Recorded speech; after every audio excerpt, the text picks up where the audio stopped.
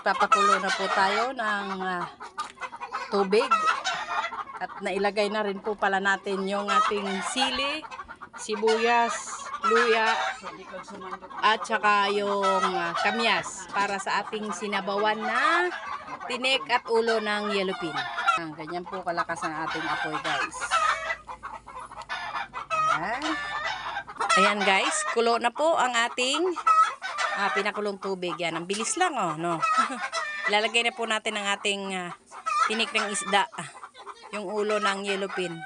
Ito guys, oh, ayan. Ilalagay natin. Ayan. Isa-isahin lang natin guys. Yan. Ito yung ulo. Ayan. Ayan guys, ilalagay na po natin ang ating talbos ng alokbati. Ayan o.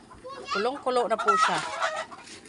Sobrang lalaki. Hindi ko na po hiniwa yan.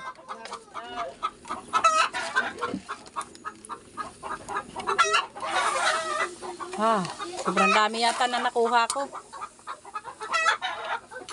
Nasobrahan yata sa dami yung gulay ko. Ayan.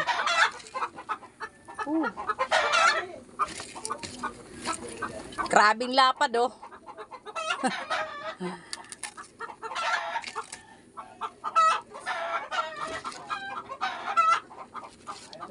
Ayan. Oo.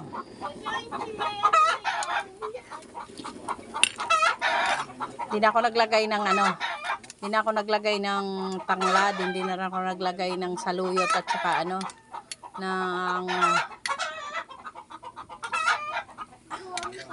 malunggay.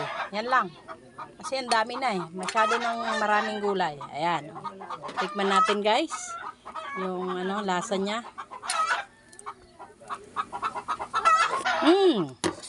Ayan. Saktong-sakto lang yung timpla.